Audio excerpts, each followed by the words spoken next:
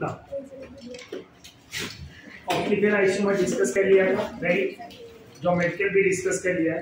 अब जो last isomer है वो है conformation isomer, right. Conformation isomer क्या होता है उसकी बात। कन्फॉर्मेशन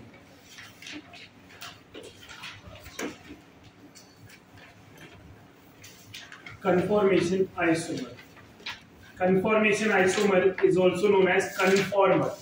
इसको क्या बोला जाएगा? Conformer. Conformation isomer are known as conformer. Conformation का मतलब क्या होता है? जब भी carbon carbon single bond rotate होते हैं, ये एक कार्बन है, ये दूसरा कार्बन, ये दोनों कार्बन जब आपस में फ्रीली रोटेट होंगे, तो उनके हाइड्रोजन के पोजीशन क्या होंगे? चेंज। तो इस टाइप के जो है स्ट्रक्चर्स को हम कन्फॉर्मेशन बोलते हैं। क्या बोलते हैं? कन्फॉर्मेशन। तो due to rotation between carbon carbon single bond,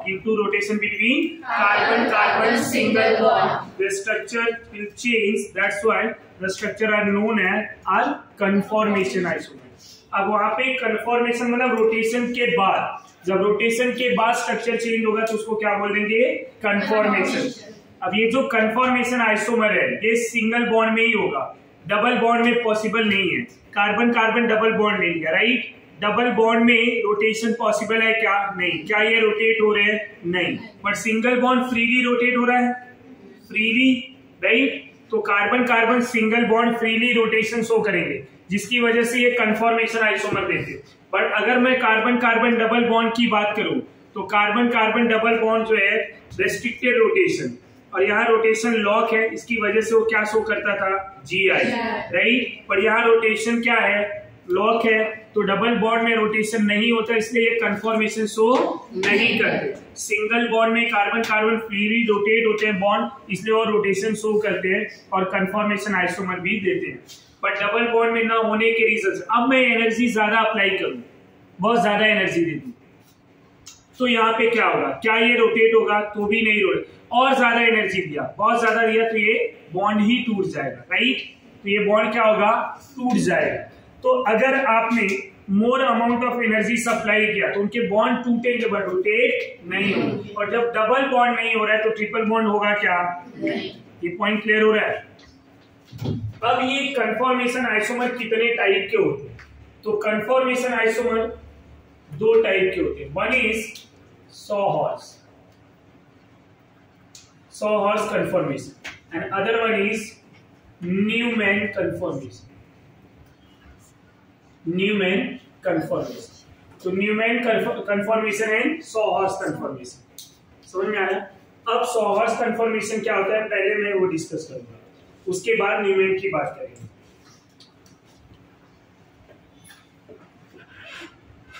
तो स्टूडेंट सॉहॉर्स conformation होता क्या है? सॉहॉर्स कन्फॉर्मेशन, तो सॉहॉर्स कन्फॉर्मेशन में यहां पे मैं इथेन के स्ट्रक्चर की बात कर रहा हूं। इथेन कार्बन के पास तीन हाइड्रोजन प्रेजेंट है, राइट। ये 3 हाइड्रोजन इस कार्बन पे, 3 हाइड्रोजन इस कार्बन पे। इनके बॉन्ड जो है यहां से रोटेट होंगे। जब इनके बॉन्ड रोटेट होंगे तो इनके हाइड्रोजन का पोजीशन भी क्या होगा? चेंज होता है। समझ में आ रहा है? तो यही जो चेंज हो रहा है इसी को बोला जाएगा कन्फॉर्मेशन। पोजीशन ऑफ हाइड्रोजन जो रिफ्लेक्ट हो रहा है, जो चेंज हो रहा है, इसी को क्या बोलेंगे हम? कन्फॉर्मेशन। अब स्टूडेंट ये जो एंगल से रोटेट होगा, जिस पर्टिकुलर एंगल से रोटेट होगा, उस पर्टिकुलर एंगल को हम टॉर्जिनल एंगल बोलेंगे। क्या बोलेंगे? टॉर्जिनल एंगल। समझ में आ रहा है? टॉर्जिनल एंगल। अब यहाँ पे मैं अगर 60 डिग्री ले रहा हूं तो 60 डिग्री पे रोटेट कराऊंगा तो मेरा जो एंगल होगा टॉर्जिनल एंगल वो क्या होगा? 60। ये carbon carbon bond freely rotate क्यों होते हैं? क्योंकि यहाँ पे रोटेशन के लिए जो एनर्जी रिक्वायर्ड होती है वो बहुत मिनिमम होती है। तो इथेन के कार्बन को रोटेशन के लिए, इथेन का ये कार्बन है, कार्बन कार्बन बॉन्ड है, ये कार्बन कार्बन बॉन्ड को रोटेट करने के लिए जो एनर्जी रिक्वायर्ड होगी उसको बोला जाएगा टॉर्जिनल एनर्जी। एंड टॉर्जिनल एनर्जी जो होगा वो 12.7 kCl, 12.7 KCl पर मोल मतलब एक मोल के लिए हमें इतनी अमाउंट एनर्जी की रिक्वायरमेंट है। समझ में आ रहा है? कहीं कहीं पे डेटा 12.5 भी दिया रहेगा, ध्यान देना। मोल क्लोजर 12.7, तो टॉर्जिनल एनर्जी 12.7 KCl पर मोल होता है। यहां तक समझा? अब what is the meaning of torsional energy? The minimum amount of energy, जो भी मिनिमम एनर्जी लगेगा इस बॉन्ड को घुमाने के लिए, रोटेट करने के लिए, वही उसकी क्या होगी? Torsional energy. तो minimum amount of energy required for rotation या required for conformation are known as torsional energy. समझा? ये पॉइंट क्लियर हो रहा है? टॉर्जिनल एंगल क्या होगा? जिस पर्टिकुलर एंगल पे हम इनका रोटेशन कराएंगे। समझ में आया? Angle in which conformation change, जिस मतलब जहां पे मेरा कन्फॉर्मेशन क्या होगा? चेंज होगा, उसको क्या बोलेंगे? टॉर्जिनल एंगल। तो जो भी पर्टिकुलर एंगल पे मैं कन्फॉर्मेशन चेंज कर रहा हूं उसको बोलेंगे टॉर्जिनल एंगल। यहाँ पे एवरी 60 डिग्री पे इनके कन्फॉर्मेशन चेंज होंगे। एवरी 60 डिग्री पे कन्फॉर्मेशन क्या होगा? चेंज होगा। तो स्टूडेंट यहाँ पे मैं इनके स्ट्रक्चर की बात करूंगा। ये कार्बन और ये कार्बन, दोनों कार्बन है। यहाँ 3 हाइड्रोजन है, इधर भी 3 हाइड्रोजन। इनके हाइड्रोजन का रिप्रेजेंटेशन है इस तरह से, राइट? ये हाइड्रोजन और हाइड्रोजन, थोड़ा सा और डिस्टेंस पे ले रहा हूं मैं।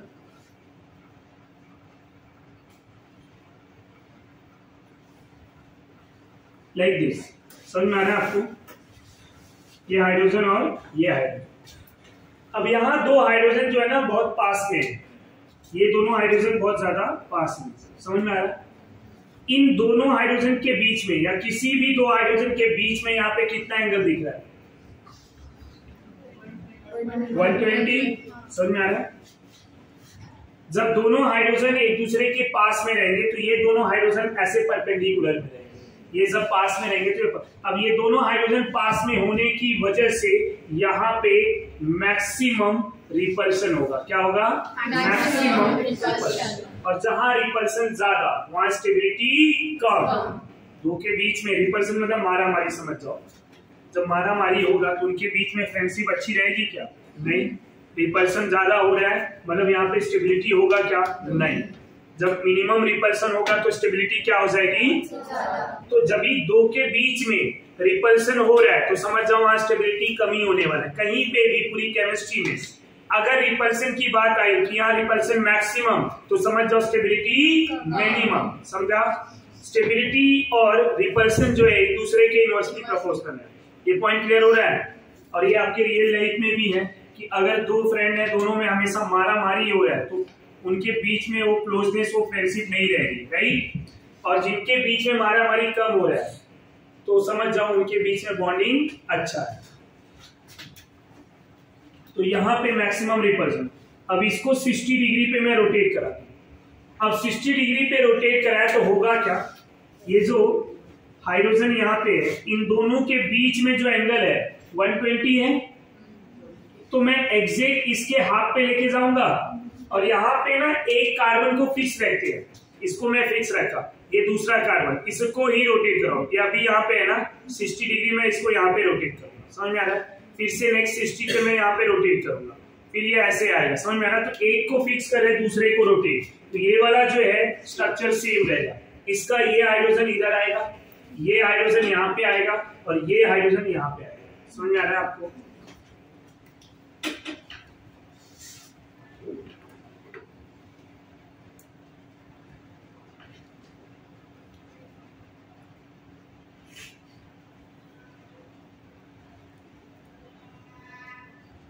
ये इस तरह से हो जाएगा। समझ में आ रहा है? नहीं आ रहा है? ऐसे ही बनेगा ना। ये देख लीजिए जरा, ये हाइड्रोजन इधर यहाँ से ऐसे गया और ये वाला इधर आ गया और ये वाला हाइड्रोजन यहाँ पे आ गया। समझ में आया? अब ये जो है 2 हाइड्रोजन दूर हो गए तो यहाँ पे रिपल्शन क्या होगा? Minimum repulsion. अब रिपल्शन मिनिमम है तो स्टेबिलिटी क्या होगी? मैक्सिमम। समझ में आ रहा है या नहीं आ रहा है? तो यहाँ पे रिपल्शन मिनिमम। और इसी स्ट्रक्चर को हम बोलते हैं, जब 2 हाइड्रोजन क्लोजर रहेंगे, पास में रहेंगे, तो that structure are known as eclipsed structure. ये इक्लिप्स्ड स्ट्रक्चर है। और दूसरा जो है वो है staggered, eclipse and staggered. Every 60 degree पे ये रोटेशन चेंज होगा। अभी स्टैगर्ड है ना, फिर से 60 पे नेक्स्ट 60 पे रोटेट किया तो क्या होगा, अब ये वाला हाइड्रोजन इधर आ जाएगा, ये हाइड्रोजन इधर आ जाएगा और ये यहां पे आ जाएगा। समझ में आ रहा है? तो एवरी 60 पे इनका कंफर्मेशन चेंज होगा। इक्लिप्स स्टैगर्ड, स्टैगर्ड इक्लिप्स, फिर से स्टैगर्ड। समझ में आ रहा है? तो एवरी 60 पे क्या हो रहा है, इक्लिप्स स्टैगर्ड, इनका कंफर्मेशन चेंज। बट क्या ये रोटेशन 60 डिग्री पे ही होगा? तो 60 पे नॉन कंफर्मेशन है। कौन सा? नॉन, जो इक्लिप्स एंड स्टैगर्ड है। बट अगर मैं बोलूं कि इनको रोटेट कराना है, जरूरी थोड़ी हमेशा 60 पे ही रोटेट कराऊं मैं। 1 डिग्री पे भी रोटेट करा सकता हूं, 2 डिग्री पे भी करा सकता हूं, 3 डिग्री पे, 4, 5, मतलब 1 to 60 भी तो होगा ना, आया ना? जब 1 to 60 डिग्री पे हम रोटेशन कराएंगे, मतलब बिलो 60, 1 to 59 बोल दूं मैं, तो ऐसे एंगल ऑफ रोटेशन पे जो कंफर्मेशन मिलेगा उस कंफर्मेशन को हम स्क्यू कंफर्मेशन बोलेंगे। And the skew conformation are unknown conformation. Known वाला क्या लिया है? Eclipse and staggered. And the unknown conformation structure are known as skew conformation. कौन सा कंफर्मेशन? स्क्यू। अब हमारे सिलेबस में पर्टिकुलर 60 डिग्री पे रोटेट कराया जाता है, पर अगर पूछ दे कि अननोन कंफर्मेशन क्या होगा, तो कोई भी डिग्री पे हम रोटेट करा दें। अब कोई भी डिग्री पे जब रोटेट कराएंगे तो उनका स्ट्रक्चर क्या इक्लिप्स और स्टैगर्ड बनेगा? नहीं, कुछ और बनेगा। हाइड्रोजन का पोजीशन कुछ और होगा, उसको बोलेंगे स्क्यू कंफर्मेशन। तो unknown conformation are known as skew conformation. ये समझा? कार्बन कार्बन बॉन्ड जो है ना, ऐसा नहीं कि 60 पे ही रोटेट होंगे, ये इनफाइनाइट रोटेशन देगा। 2 कार्बन के बीच के जो बॉन्ड है, ये बॉन्ड जो है इनफाइनाइट रोटेशन देंगे। समझ में आ रहा है? इनका जो है लिमिटेड रोटेशन नहीं है, ये इनफाइनाइट टाइम रोटेशन दे सकते हैं। 1 डिग्री पे, 1.5 डिग्री पे भी, मतलब जो भी एंगल है, हर एंगल पे ये रोटेट होंगे। तो इनके बीच में जो रोटेशन होगा वो अननोन माना जाएगा। और पर्टिकुलर 60 डिग्री पे जो रोटेशन होगा उसको क्या बोला जाएगा? Known conformation. और नोन कंफर्मेशन में 2 स्ट्रक्चर है, one is a eclipse, other one is staggered. ये समझा? यहां तक कोई डाउट है तो बोलो। Carbon carbon bond infinite time rotation, infinite time rotation show करेंगे, बट जो है नॉन कंफर्मेशन होगा वो eclipse and staggered particular 60 degree पे। समझ में आया? And this angle is known as torsional angle.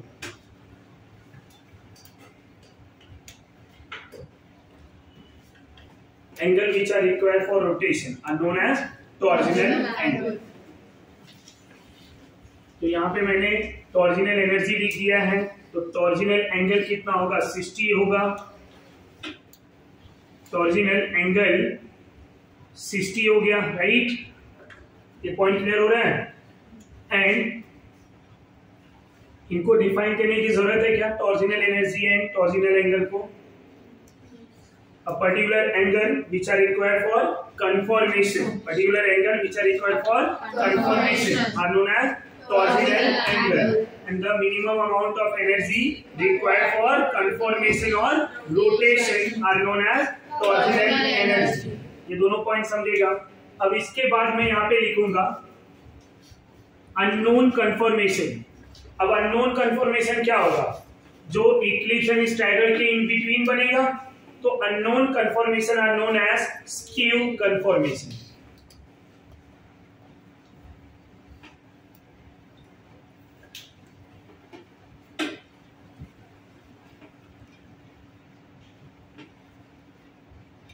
Unknown conformation are known as skew conformation।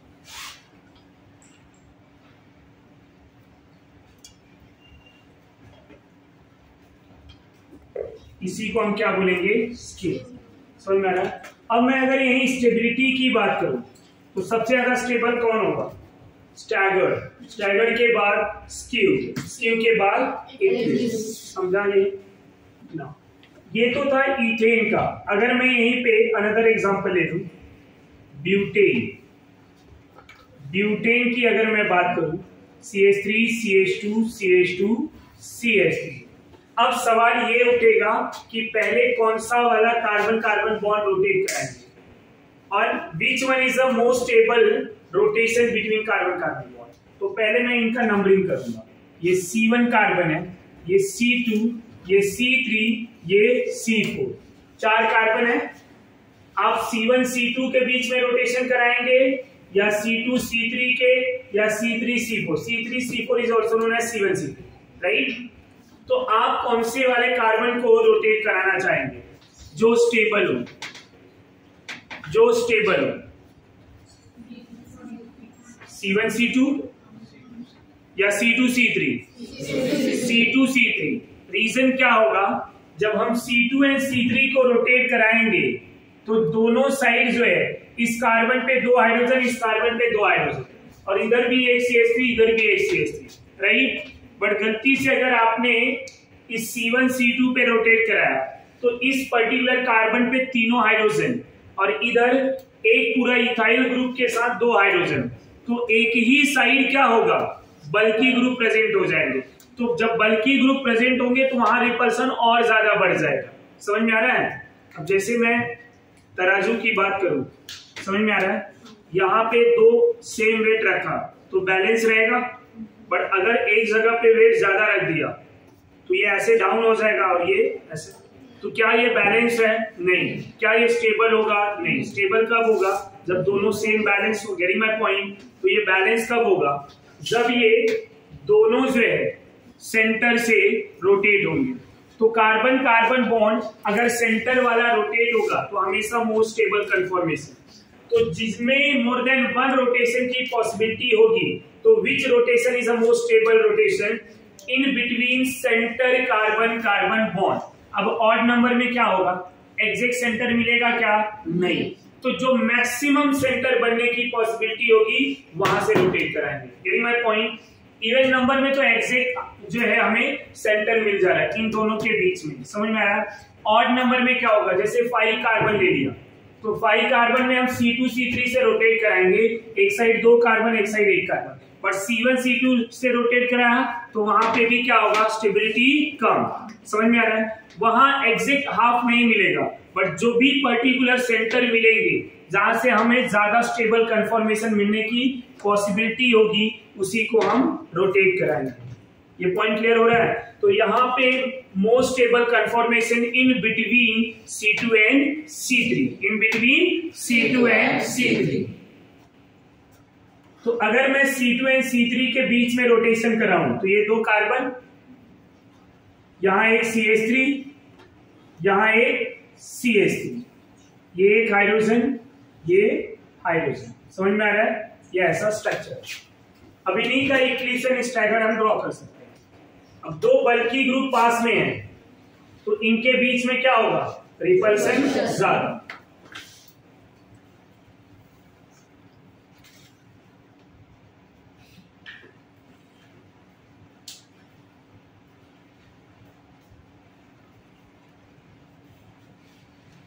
इसको बोलते हैं इक्वेशन। 60 डिग्री पे जब रोटेट करेंगे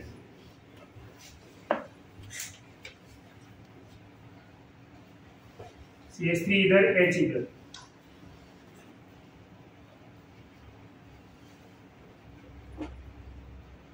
पर इसमें इससे भी ज्यादा स्टेबल कौन सा स्ट्रक्चर होगा पता है? जब ये CH3 इधर है। नहीं समझा? सबसे ज्यादा स्टेबल कौन सा स्ट्रक्चर होगा? जब ये CH3 इधर आता है। समझ में आ रहा है आपको? यहाँ तक कोई डाउट? मतलब ओवरऑल ये वाले स्ट्रक्चर को 180 पे घुमा दूंगा तो ये वाला, पर ये भी स्टैगर ही है, no doubt. This structure is also known as staggered conformation। यहां तक कोई डाउट है तो बोलो। तो इक्लिप्स से ज्यादा कौन ज्यादा स्टेबल होगा? स्टैगर्ड। और स्टैगर्ड जो है सबसे ज्यादा स्टेबल होता है और उसके बाद जो है स्क्यू होता है, स्क्यू के बाद इक्लिप्स। तो अगर मैं स्टेबिलिटी की बात करूं यहीं पे स्टूडेंट, स्टेबिलिटी की, तो staggered are more stable than skew conformation than eclipsed. अब ये पॉइंट क्लियर हो गया. Staggered are more stable than skew than eclipsed. Skew conformation are known as unknown conformation. इसको क्या बोलेंगे? unknown conformation. तो जो unknown होता है उसको skew बोला जाता है और जो known है हमारे पास वो staggered एंड eclipsed. सॉहर्स में दो ही नेम यूज करते हैं. सॉहर्स में दो ही नेम यूज करेंगे. One is the staggered, other one is the eclipsed. जब दो ग्रुप पास में हो जाएंगे eclipsed, जब दूर हो जाएंगे तो staggered. आई होप ये पॉइंट क्लियर हुआ. आगे बढ़ जाएं. अगर ये समझ में आ गया तो आगे मैं सेकेंड न्यूमैन की बात करूंगा. अब यहाँ पे स्टूडेंट खाली कंफर्मेशन इथेन पूछेगा, बहुत पूछेगा ब्यूटेन या फिर पेंटेन. पेंटेन पूछा तो यही पूछा जाएगा कि कौन सा कार्बन जो है, कौन से कार्बन के बीच में रोटेशन कराने पे स्टेबल कंफर्मेशन मिलेगा. तो आप बोलेंगे C2C3. In case of butane C2C3. अब ऐसा नहीं कि C1 C2 में रोटेशन ही नहीं होगा, बट मैं यहाँ पे किसकी बात कर रहा हूँ? स्टेबिलिटी की. किसकी बात कर रहा हूँ? स्टेबिलिटी. अगर हम आपसे पूछे कि स्टेबल कंफर्मेशन, आप बोलेंगे C2C3. अगर मैं क्वेश्चन ये पूछ दूं कि क्या C1 C2 रोटेशन देगा, तो आप बोलेंगे हाँ, भले वो लेस स्टेबल है. अब जैसे मैं आपको बता दूं स्टूडेंट, इथेन का प्रैक्टिकली बात कर रहा हूं मैं यहाँ पे. प्रैक्टिकली इथेन का जो स्ट्रक्चर है 99% स्टैगर्ड होता है, 1% इक्लिप्स है, राइट. बट क्या आप इक्लिप्स को हम कंसीडर ही ना करें? करना पड़ेगा, आइसोमर है.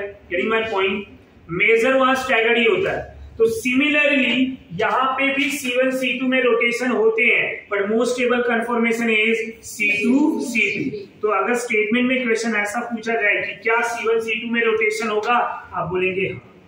यानी my point. But which one is the most stable? C2 C3. या क्वेश्चन ये पूछे किसमें मैक्सिमम रोटेशन? C2 C3.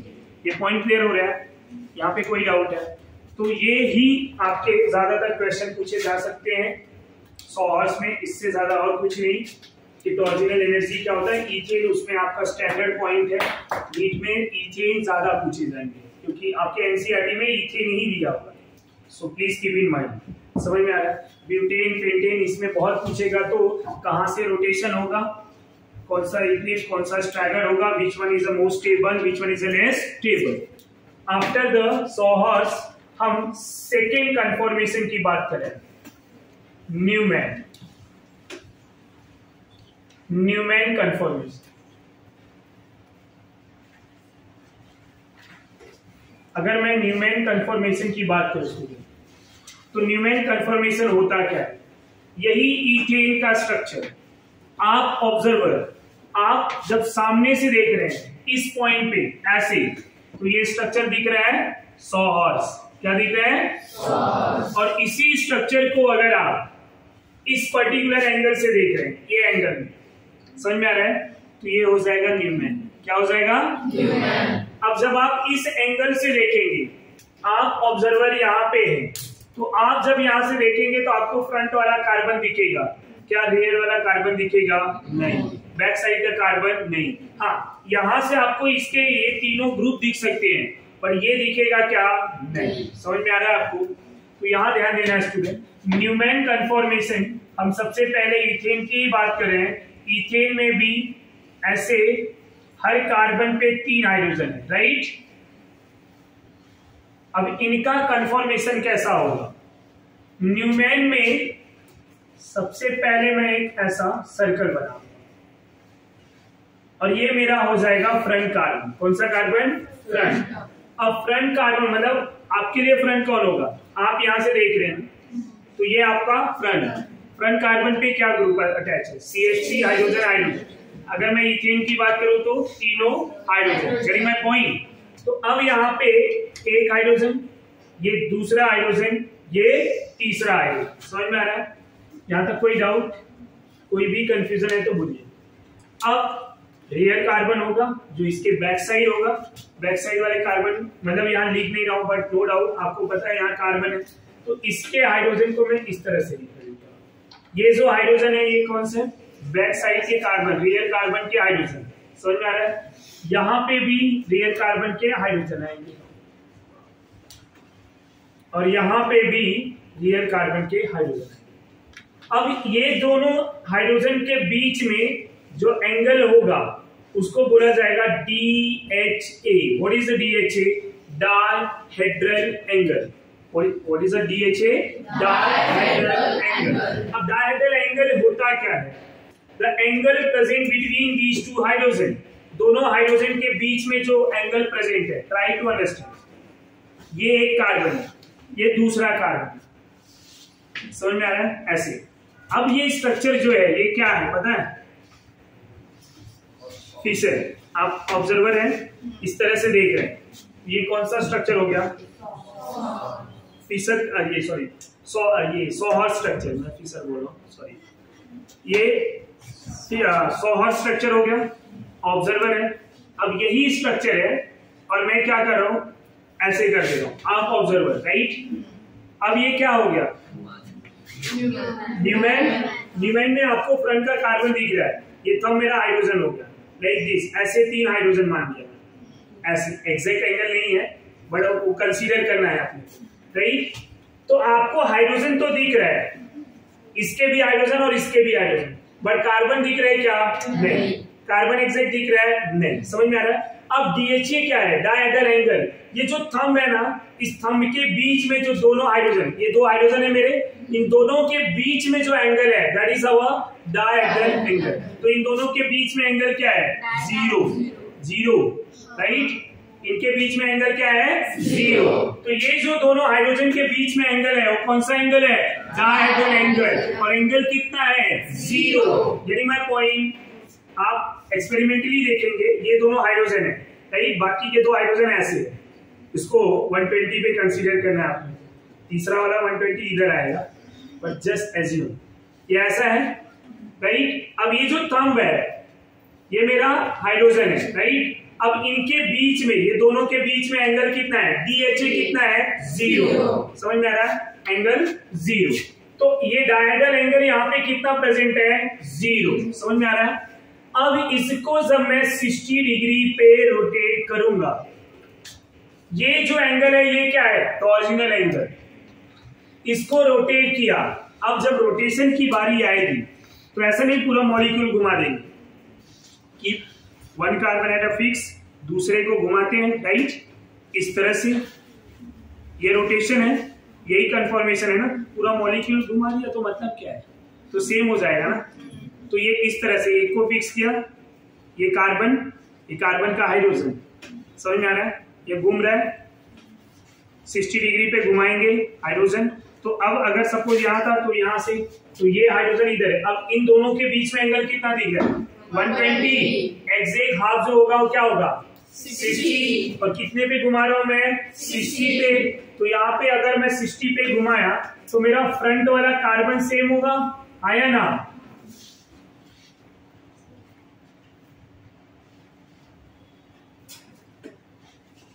और जो रियल कार्बन है वो क्या हो जाएगा? रियल कार्बन, अब ये रियल कार्बन के हाइड्रोजन इधर आ जाएंगे, राइट? एक इधर और एक इधर आ, समझ में आ रहा है नहीं? जब DHA एंगल जो है 0 होगा तो उसको बोला जाएगा इक्लिप्स स्ट्रक्चर। कौन सा स्ट्रक्चर? और जब ये, अब यहाँ पे दोनों के बीच में एंगल कितना है? 60। तो DHA एंगल कितना हो गया? 60, डायहेड्रल एंगल। तो ये हो गया स्टैगर्ड। क्या हो गया? स्टैगर्ड। तो इनके पर्टिकुलर नेम भी है, बट पर्टिकुलर नेम यहाँ इसलिए नहीं लिख रहा हूं, ये सबके सब हाइड्रोजन। जब 2 के बीच में डिस्टेंस 60 होता है तो उनका नेम चेंज हो जाता है। अब यहाँ अगर 60 मानू तो मैं इनके बीच में 180 भी तो है, तो मैं कौन सा वाला स्ट्रक्चर लिखूं? अब वो वाला स्ट्रक्चर कब लिखा जाएगा, वो नेमिंग कब लिखा जाएगा? जब ऐसा 2 आइडेंटिकल हो, 2 ही आइडेंटिकल। Getting my point? तब यहाँ ये आया, फिर ये इधर आएगा, फिर ये इधर आएगा। समझ में आ रहा है? वैसा दूसरा भी स्ट्रक्चर लूंगा मैं। अब फिर से मैं अगर 60 पे रोटेट कर रहा हूं, अब ये हाइड्रोजन इधर आ जाएगा, चाहिए तो इसको H1 मान लेते हैं, राइट? वैसे सब हाइड्रोजन सेम है, मैं 2 ही स्ट्रक्चर बनाऊं तो भी चलेगा। क्योंकि वो अब इक्लिप्स स्टैगर्ड, फिर से क्या बनेगा, फिर क्या बनेगा, रीजन यहाँ पे बनेंगे 360 रोटेशन तक। कौन से रोटेशन तक, 360। पर स्टूडेंट यहाँ पे ये जानना जरूरी है कि टिल 360 रोटेशन तक जो भी बनेंगे सबके सब क्या बनेंगे, Eclipse and getting my point. सबको समझ में आ रहा है? तो दिस इज द रीजन, जब 60 डिग्री पे रोटेट करेंगे फिर से ये इक्लिप्स बनेगा। तो क्या मैं इसके रोटेशंस को नहीं लिखूं, चलेगा? क्योंकि हमें पता है एवरी 60 पे क्या बन रहा है, इक्लिप्स एंड स्टैगर्ड। ये समझा? तो यहाँ पे सबके सब हाइड्रोजन है, सबके सब हाइड्रोजन है, तो मैं यहाँ 2 ही स्ट्रक्चर कंसीडर कर रहा हूँ। बाकी सब मैं कोई और ग्रुप लूंगा तो वहां पे स्ट्रक्चर में सबके सब लिखूंगा टिल 360 एंगल। अब यहां पे ही ये CH2 ब्यूटेन ले रहा हूं और इसको मैं ऐसे CH3 लिख दे रहा हूं। Getting my point? या तो मैं CH3 ना लिखूं, यहां XY लिख दूं, XY where X and Y is an any group. समझ में आ रहा है आपको? नहीं समझा? जैसे X, अभी ब्यूटेन के केस में क्या हो जाएगा, ये X भी CH3, Y भी CH3। यहां मैं एक जनरल कंफर्मेशन बता रहा हूं, ये इथेन का कंफर्मेशन है। Every 60 डिग्री पे Eclipse and staggered, where staggered is more stable than eclipse। समझ में आ रहा है? Every 60 डिग्री पे इनके कंफर्मेशन क्या होंगे, चेंज। लेस देन 60 है तो कौन सा कंफर्मेशन, स्क्यू कंफर्मेशन। कौन सा conformation, unknown conformation are known as skew conformation. Getting my point? So now ये X एंड Y। अब स्टूडेंट यहाँ पे ये मेरा फ्रंट कार्बन पे मैंने X को यहां लिया और इस X के साथ 2 हाइड्रोजन भी है, राइट? एक हाइड्रोजन इधर, दूसरा इधर। रेयर कार्बन का जो Y है पहले मैंने X के पास रखा, फिर ये दोनों हाइड्रोजन। समझ में आ रहा है? अभी इनके बीच में डायहेड्रल एंगल कितना है, DHA 0। 60 डिग्री पे रोटेट किया, अब क्या होगा, ये Y इधर आ जाएगा,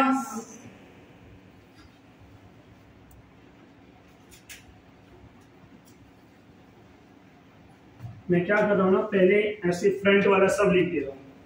ये 60, अब ओवरऑल क्या है, 120 डिग्री आया ना, ये X इधर, हाइड्रोजन, फिर से 60 पे रोटेट किया तो क्या हो गया, 180। क्या हो जाएगा, 180। ये तो मैं नीचे भी लिख सकता हूं। अब 180 पे क्या होगा स्ट्रक्चर स्टूडेंट, यहाँ X, ये हाइड्रोजन, मैं रियर कार्बन अभी तक रिप्रेजेंट नहीं किया है, सबको एक साथ लिखूंगा। फिर से 60 डिग्री, ओवरऑल कितना होगा, 180, ये 240 ना, यहाँ X, हाइड्रोजन, फिर से मैं 60 पे रोटेट करूं, क्या हो जाएगा, मैंने फ्रंट को सेम रखा है, अभी कुछ चेंज नहीं है, राइट? कोई चेंजेस है क्या, नहीं, ये 300। अब जरा ध्यान देंगे, अब ये Y किधर आएगा, जब 60 पे रोटेट किया इधर, बाकी के हाइड्रोजन से। समझ में आ रहा है आपको? ये Y 60 पे, अब Y किधर आएगा, 120 ना, ये इधर आ गया, ये हाइड्रोजन इधर और ये हाइड्रोजन इधर, यहां तक कोई डाउट? अब फिर से Y किधर आएगा, यहां पे तो 2 हाइड्रोजन। Getting my point? अब दोनों ये X और Y जो 2 ग्रुप है, आइडेंटिकल ग्रुप, दोनों एक दूसरे के क्या है, अपोजिट। यहाँ पे क्या है, ये दूर है, स्टैगर्ड होंगे। समझ में आया? ये भी दूर है, स्टैगर्ड होंगे, पर ये स्टैगर्ड के 2 डिफरेंट स्ट्रक्चर है या नहीं? समझ में आया? बट यही सेम चीजें अगर मैं इथेन में कंफर्मेशन करना चाहूं तो इथेन में सबके सब हाइड्रोजन, मुझे कैसे डिफरेंस मिलेगा? इसलिए मैंने क्या किया, only 2 structure, Eclipse and staggered. But यहाँ पे मैंने जितनी भी पॉसिबिलिटी है सब बनाया है। ऐसा नहीं इथेन में नहीं बनेगा, बट सब सेम दिखने वाले। Getting my point?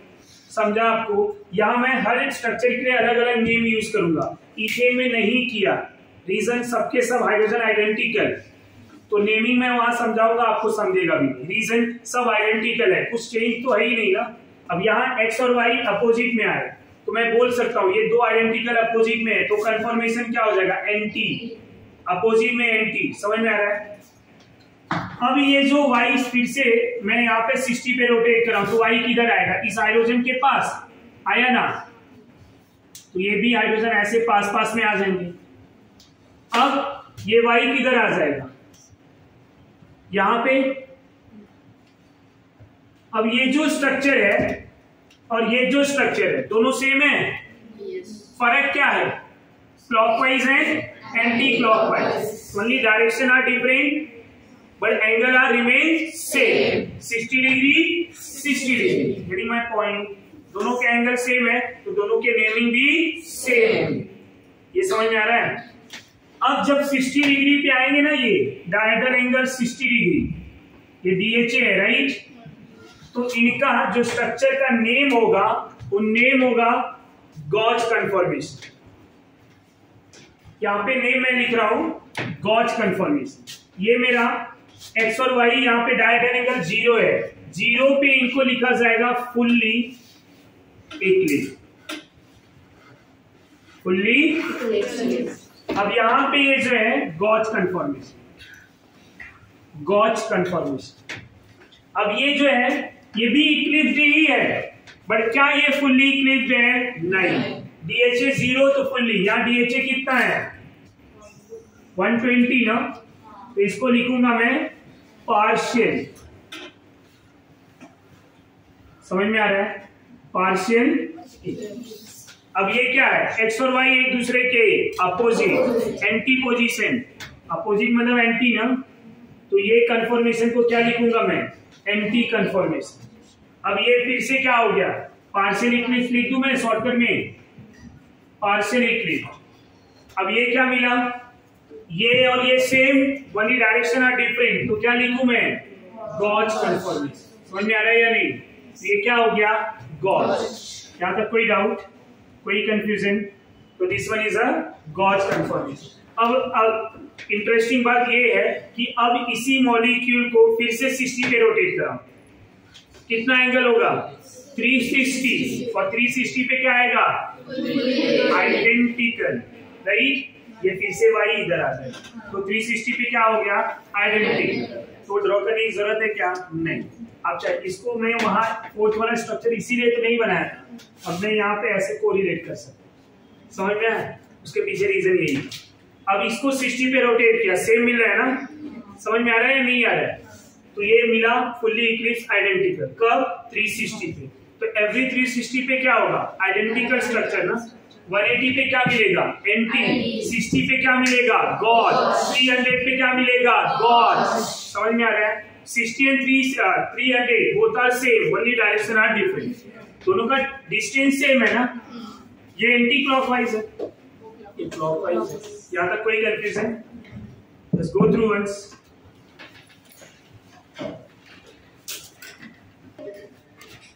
इसके बाद अब इनकी स्टेबिलिटी की बात करें, which one is more stable and which one is the less stable। तो स्टेबिलिटी से पहले मैं इनके ग्राफ की बात कर लेता हूँ। इनका जो ग्राफ है वो कैसा होगा,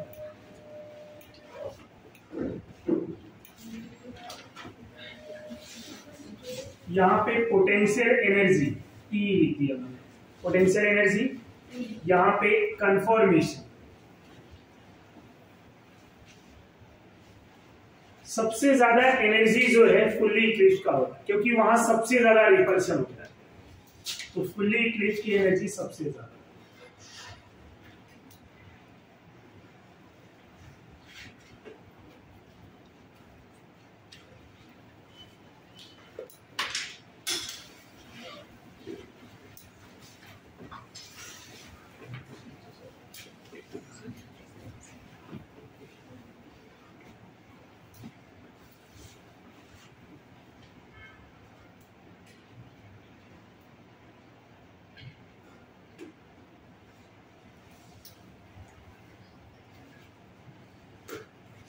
इस तरह से ग्राफ में, अब जरा ग्राफ देखिए, ये ग्राफ है क्या, इसको ये जो एनर्जी है मैक्सिमम एनर्जी,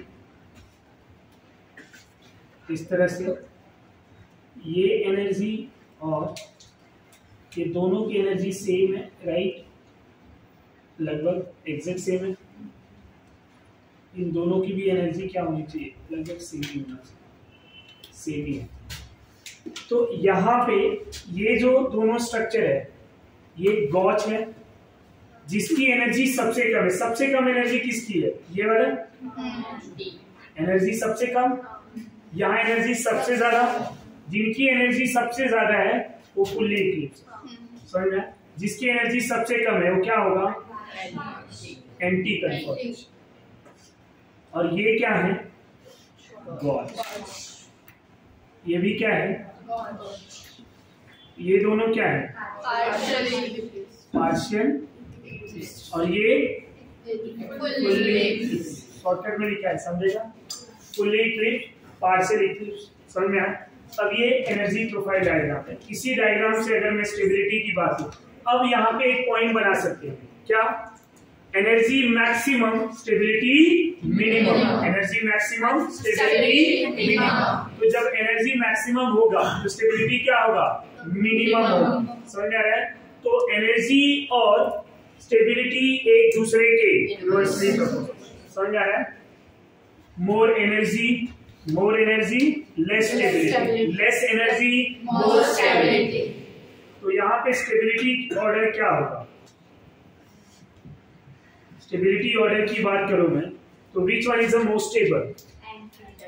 तो सबसे पहले हम लिखेंगे anti is more stable than gauche, gauche is more stable than partial, eclipse is more stable than fully. Shortcut समझेगा। तो anti are more stable than gauche, gauche are more stable than partial, partial are more stable than fully. ये statement याद हो जाएगा, right. अब जो है इतना याद हो गया तो भी ठीक है, बट फिर भी ये जो है ये दोनों टाइम पे अपने आंसर चेंज करने लगते हैं। पर आंसर कब चेंज होगा, ये दोनों इंटरचेंज हो सकते हैं। बाकी ऑर्डर सेम, ये दोनों आपस में इंटरचेंज हो सकते हैं। पर ये इंटरचेंज कब होंगे, उनकी भी कुछ स्टेटमेंट है, उनके भी कुछ थ्योरी है। ये कब होंगे, एक टॉपिक आएगा हाइड्रोजन बॉन्डिंग, जो शायद अभी तक हमने पेपर 1 में नहीं किया है। तो जब हाइड्रोजन बॉन्डिंग प्रेजेंट होगा, मैं अभी बताऊंगा क्या होता है, जब भी हाइड्रोजन बॉन्डिंग प्रेजेंट होगा तो वहां पे स्टेबिलिटी का ऑर्डर चेंज हो जाएगा, समझ में आ रहा है। हाइड्रोजन बॉन्डिंग जब भी प्रेजेंट होगा तो यहाँ पे स्टेबिलिटी ऑर्डर क्या होगा, चेंज। तो gauche is more stable than anti. तो अब आपको स्ट्रक्चर में क्या देखना होगा कि कहां पे हाइड्रोजन बॉन्डिंग प्रेजेंट है और कहां पे नहीं। जहां प्रेजेंट नहीं है वहां anti is more stable than gauche, जहां प्रेजेंट है वहां gauche are more stable than anti. ये पॉइंट क्लियर रहेगा। जनरली हम ये रट्टा मार के चले जाते हैं, पर हाइड्रोजन बॉन्डिंग वाला एग्जांपल दे देते हैं, वहां हमारा आंसर रॉन्ग। समझ में आ रहा है। तो आपको करना क्या है, ये देखना होगा कि कहां पे हाइड्रोजन बॉन्डिंग होता है। सबसे पहले मोर इलेक्ट्रोनेगेटिव का मैं यहाँ पे एक पॉइंट बता रहा हूँ, क्योंकि अभी स्टार्टिंग है, आपको ये सब पता नहीं होगा। सो सबसे ज्यादा इलेक्ट्रोनेगेटिव एलिमेंट की बात करें, इलेक्ट्रोनेगेटिव एलिमेंट कौन होता है, fluorine most electronegative in a periodic table, then oxygen, nitrogen, chlorine. यही चार जो है हमें यूज में भी आएंगे, तो हम ऐसे भी बोल सकते हैं phone call, fluorine, oxygen, nitrogen, chlorine, fluorine, oxygen, nitrogen, chlorine. तो क्या बोलेंगे, फोन कॉल, राइट। ये है इलेक्ट्रोनेगेटिव एलिमेंट। क्या है, इलेक्ट्रोनेगेटिव एलिमेंट। जब किसी more electronegative element like fluorine, oxygen, nitrogen, chlorine के साथ हाइड्रोजन बॉन्ड बनाया रहेगा, जैसे मैं एक एग्जांपल ले लूं हाइड्रोजन फ्लोराइड का, किसका, हाइड्रोजन फ्लोराइड। अब फ्लोरीन इज मोर इलेक्ट्रोनेगेटिव ना, तो ये क्या करेगा, इलेक्ट्रॉन अपनी तरफ लेके जाएगा। इलेक्ट्रोनेगेटिविटी का मीनिंग क्या है, tendency to attract electron towards itself. तो अब ये इलेक्ट्रॉन अगर अपनी तरफ लेके जाएगा, ये बॉन्ड का इलेक्ट्रॉन फ्लोरीन की तरफ जा रहा है, तो फ्लोरीन इलेक्ट्रॉन ले रहा है, तो इलेक्ट्रॉन कैरी निगेटिव चार्ज, तो ये फ्लोरीन क्या हो जाएगा, डेल निगेटिव। और ये हाइड्रोजन इलेक्ट्रॉन डोनेट कर रहा है ना, तो क्या हो जाएगा, डेल पॉजिटिव। यहाँ जो डेल निगेटिव डेल पॉजिटिव है, ये क्या है, ये पार्शियल निगेटिव और पार्शियल पॉजिटिव चार्ज है। पार्शियल क्यों आया? क्योंकि बॉन्ड का पूरा इलेक्ट्रॉन गया है क्या? नहीं। जब बॉन्ड टूट जाएगा, जैसे मैं ये बॉन्ड तोड़ दूं तो H+ और F- बन जाए। अब पूरा इलेक्ट्रॉन फ्लोरीन लेके गया इसलिए कंप्लीट नेगेटिव आया, और यहाँ पूरा इलेक्ट्रॉन दे दिया इसलिए कंप्लीट पॉजिटिव। पर यहाँ पूरा इलेक्ट्रॉन गया है क्या? नहीं। बॉन्ड टूटा है? नहीं। तो ये चार्ज कौन सा होगा? पार्शियल। कौन सा होगा? पार्शियल। ये एक हाइड्रोजन फ्लोराइड का मॉलिक्यूल है, दूसरा भी यहीं पे ले लूं मैं, तीसरा भी ले लूं, तो ऐसे ये जो चार्ज है यहाँ पे भी तो क्रिएट होगा, del plus del minus, del plus del minus. अब यहाँ पे देखेंगे डेल निगेटिव है और ये हाइड्रोजन क्या है? Del positive. Hydrogen del positive कब होगा? जब इन एलिमेंट के साथ अटैच रहेगा। Getting my point? अब ऐसे केसेस में यहाँ पे हाइड्रोजन एंड फ्लोरीन के बीच में ये मोर इलेक्ट्रोनिगेटिव और ये क्या है? Positive electro.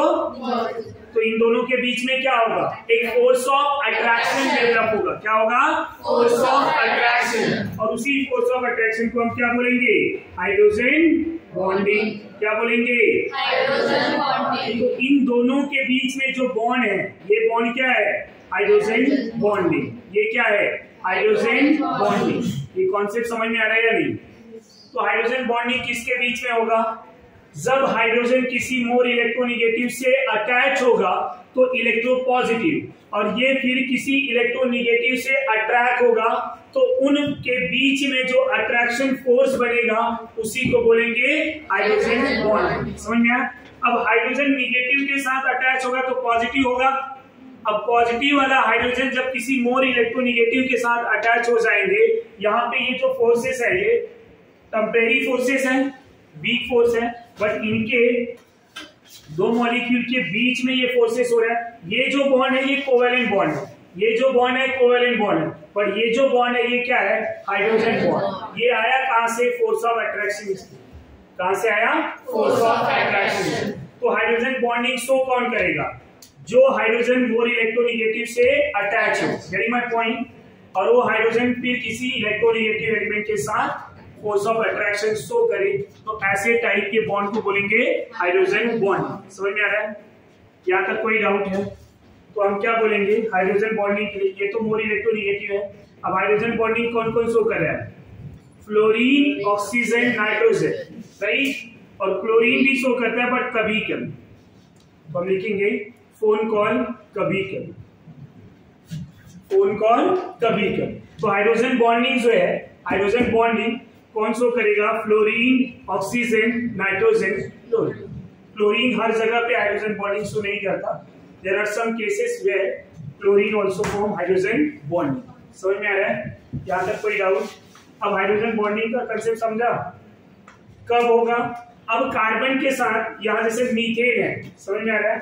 तो मीथेन है तो ऐसे ले लू मैं, एक मेरा मीथेन मॉलिक्यूल ले लू, और यहाँ फ्लोरीन है और ये हाइड्रोजन फ्लोराइड वाला फ्लोरीन है।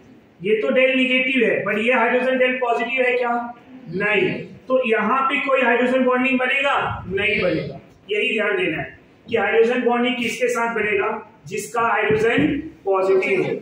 यहाँ पे मैंने क्लियरली मेंशन किया। Getting my point? तो हाइड्रोजन जब भी इलेक्ट्रो पॉजिटिव में होगा और उसके साथ कोई मोर इलेक्ट्रोनिगेटिव एटम आएगा तो उनके बीच में जो फोर्सेस क्रिएट होंगे, that forces are known as hydrogen bonding. उसी फोर्स को क्या बोला जाएगा? Hydrogen bond. अब यहाँ पे जो CH2 ये XY दिया था, राइट। अब इसी में मैं ऐसे ग्रुप ले लूं, CH2 CH2, और यहाँ क्या ले लिया मैंने? CH3 CH3। ये पूरा स्ट्रक्चर ड्रॉ कर सकते हैं हम। करना क्या होगा? जहां पे X है एक CH3, Y की जगह पे दूसरा CH3, पूरा स्ट्रक्चर लिख सकते हैं। क्या इसमें कोई हाइड्रोजन बॉन्डिंग होगा? आया ना? जब भी कंफ्यूजन हो तो खाली दो स्ट्रक्चर बनाने का। कौन सा वाला? दो, गॉच एंड एंटी, क्योंकि पार्शियली और फुल्ली क्या है? Less stable. तो हम यहाँ पे दो स्ट्रक्चर बना रहे हैं। गॉच वाला स्ट्रक्चर याद है? जब एक CH3 इधर, दूसरा यहां पे। समझ में आ रहा है नहीं आ रहा है? ये हाइड्रोजन हाइड्रोजन हाइड्रोजन। क्या यहां पे हाइड्रोजन बॉन्डिंग बनेगा? ये गॉच है, राइट? यस और नो? अब इसका एंटी बना दूं मैं, अगर एंटी ना भी बनाऊं ना तो भी आप गॉच से आंसर पहचान सकते हैं। खाली गॉच ही आप बना दिए तो भी आंसर आप बना सकते हैं। अब यहाँ ये एंटी है, जरा देखो किसी में हाइड्रोजन बॉन्डिंग हो रहा है? यहाँ जो भी हाइड्रोजन प्रेजेंट है सब कार्बन से है और कार्बन मोर इलेक्ट्रोनेगेटिव नहीं है, तो ऐसे केसेस में स्टेबिलिटी का ऑर्डर क्या होगा? बोलो जरा। Anti is more stable then, बाकी ऑर्डर सेम आया ना? देन पार्शियल, देन ये पॉइंट समझा? मैंने 2 स्ट्रक्चर बनाया, आप बाकी के भी बनाएंगे। दूसरे एग्जांपल की बात कर रहा हूं मैं। यहां CH2 ले लूं मैं, इधर भी CH2, यहां ले लिया OH, यहां ले लिया फ्लोरीन। अब इनके स्ट्रक्चर जरा बताइए क्या होगा? अब मैं रहूंगा तो स्ट्रक्चर ड्रॉ करने से पहले यही सोच लूंगा। कैसे सोचेंगे? ये जो हाइड्रोजन है किससे अटैच है? किससे अटैच है? बोलो जरा। ऑक्सीजन क्या है? मोर इलेक्ट्रोनेगेटिव या लेस इलेक्ट्रोनेगेटिव? मोर इलेक्ट्रोनेगेटिव है तो ये क्या हो जाएगा? नेगेटिव। और हाइड्रोजन क्या होगा? पॉजिटिव। और हाइड्रोजन पॉजिटिव हुआ, यहाँ फ्लोरीन क्या है? नेगेटिव। दोनों के बीच में क्या होगा? हाइड्रोजन। अब इसी के स्ट्रक्चर को अगर मैं गॉच वाला स्ट्रक्चर ड्रॉ करूं, ये OH इधर है, फ्लोरीन इधर, बाकी स्ट्रक्चर एज इट इज। आप गॉच बनाए ना तो एंटी बनाने की जरूरत नहीं है, गॉच से ही पता चल जाएगा हाइड्रोजन बॉन्डिंग है तो स्टेबल, नहीं है तो anti is more stable than gauche. Getting my point? तो अब स्टूडेंट ये O और H है, राइट? ये क्या है? डेल, ये डेल। इन दोनों के बीच में कौन सा फोर्स क्रिएट हुआ? Hydrogen bonding. तो अब मैं क्या लिखूंगा? गॉच मोर स्टेबल देन समझा? आया ना? तो आपको ये समझ में आना चाहिए कहां हाइड्रोजन बॉन्डिंग होगा। तो यहां हाइड्रोजन बॉन्डिंग कैसे हुआ वो समझ में आया?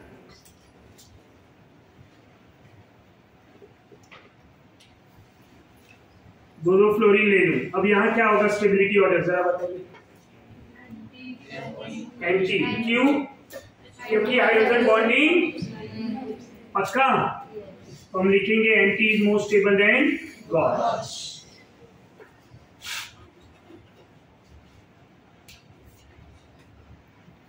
यहाँ NO2 ले लूं मैं और यहाँ OH ले लूं, अब बोलो क्यों?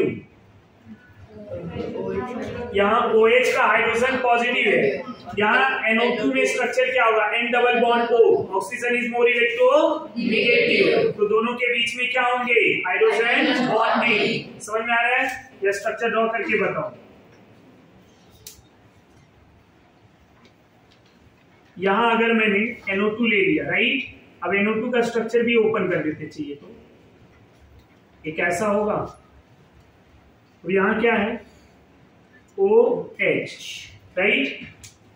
ये हाइड्रोजन क्या है? डेल पॉजिटिव, ये डेल। ऑक्सीजन क्या है? दोनों के बीच में तो ये हाइड्रोजन बॉन्डिंग हुआ तो क्या हो जाएगा? गॉच इज मोर स्टेबल है। समझ में आ रहा है आपको?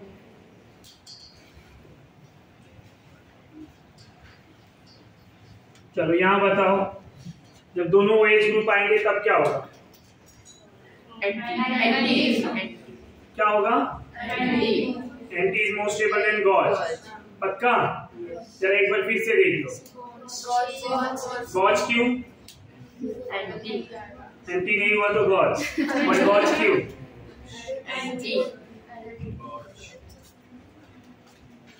स्ट्रक्चर बनाते हैं।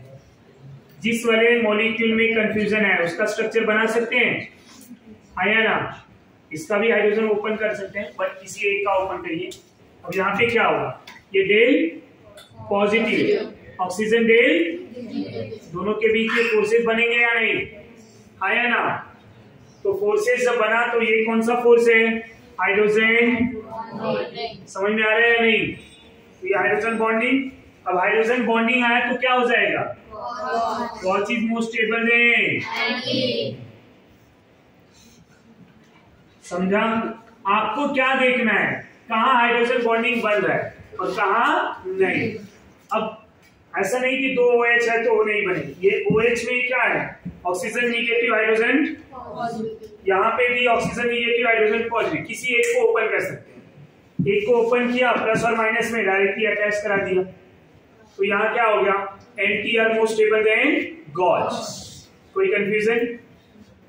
तो इतना कॉपी करेंगे, दैट्स ऑल।